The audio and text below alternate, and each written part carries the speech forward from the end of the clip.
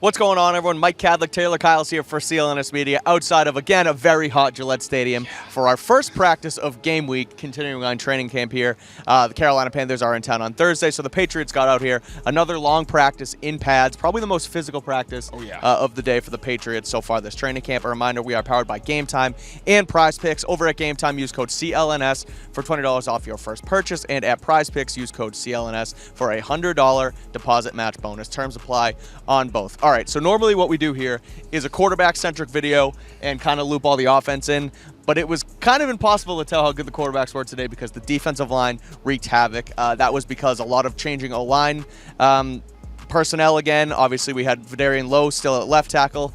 Calvin Anderson was at right tackle. And then Caden Wallace was Drake May's left tackle in the second group. But they couldn't really get anything done. Again, one of the more physical practices. The run game struggled. But what did you think overall of the offensive performance today? And then we can kind of get into specifics in a second. Yeah, this time I'll actually start with the offensive line because that really is the story of the day. This was a very run-heavy practice for the Patriots. There were team periods where quarterbacks would get one or two dropbacks. And I know Drake May had one where I think the only time he dropped back, he wound up scrambling.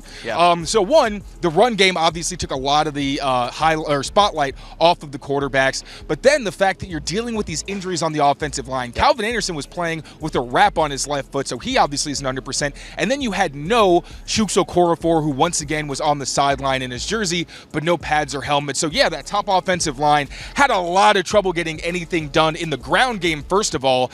And again, you have Calvin Anderson kind of banged up, but Darian Lowe looked like he might have had some tough reps. But this Patriots defensive front was also just not budging, giving them anywhere to go. Felt like the offensive line would open like one hole for every kind of group that was out there, and then it was nothing. And then when the quarterbacks were actually dropping back to throw, there were a lot of quick pressures that either forced the quarterbacks. You know, there's plays where they kept going, but it would have been a sack. There were plays where quarterbacks had to break the pocket. So really hard for anybody to generate momentum in anything that wasn't, you know, a 7-on-7 period, which really we only got in the red zone. Yeah, again, struggles all over for the offense today. I will say with Drake May, and maybe I noticed it today more because, again, the offensive line wasn't great and they are dealing with those injuries, but he does a lot of scrambling. He's always kind of moving around, trying to extend the play.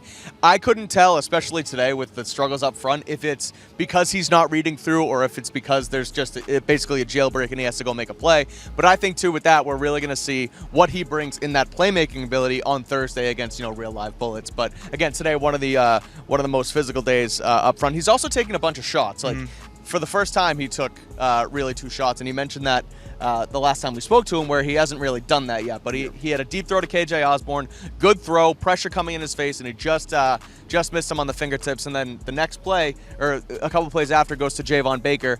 He missed him long, but Christian Gonzalez was draped in coverage there. So I thought, again, those were kind of 2 plays from Drake May where we see the ability and, you know, what he can bring to the table, that ceiling for him. But again, it just, you know, wasn't great for them. Yeah, I think we did see, going back to the scrambling ability, we saw one play where it was the right decision. It was a 4th and 2 in the low red zone, pretty close to the goal line. Drake May went quickly through 2 of his reads, nothing came open, and then he ended up scrambling and ran in for a touchdown. And in that situation, given there was nobody open, that was the smart play to make. And again, without the benefit of replay, typically it's hard to know whether him running was the right decision or not.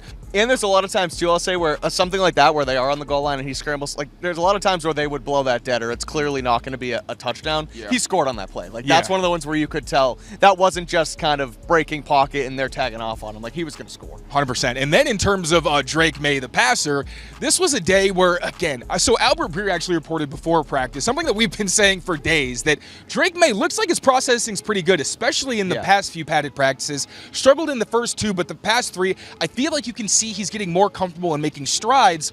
But the offensive line, as we mentioned, has been so bad, and also the supporting cast where half the time he's throwing to Mitchell Wilcox, and Mitchell Wilcox isn't even making the catch, or like Juju Smith-Schuster or what have you. So it's been tough to evaluate him, but I do think that he looks more comfortable and confident getting through his reads, and didn't have a whole lot of opportunities to show off the strides that he's made. But there's reps where you can see the defense rotating from looks like they're in cover 1 and then they switch over to cover 2 to try to take away those deep shots. And on the 2 deep shots he had today, he tried to take advantage of one-on-one coverage. The KJ Osborne one was just so close. Sometimes it's one of those plays where, hey, it's a game of inches, and sometimes you're just a little bit off and the receiver maybe could make the catch. And it looked like Osborne was kind of trying to track it too and just kind of had to turn one way or the other. He just couldn't find it. It was a weird looking play. And then there was the one to Javon Baker. I think that's actually a third. He's had 3 shots. There was one in the last practice we had where, again, it feels like he's starting to open it up, and then there was the overthrow to Javon Baker. I don't know if he would have been able to catch it anyway because you mentioned Gonzalez Gonzalez was all over him. Right. But I will say Jacoby Brissett will throw in there as well. Not a ton of opportunities, but still the aggressiveness is on display. It looks like he's comfortable and making the right decisions. So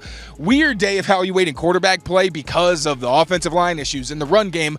But if we're looking at those guys in a vacuum, I'd say today was a positive, even though Drake May had an interception. Looked like he was trying to put it on the top shelf to Jacob Warren, who's a big target, but not someone he throws to a ton.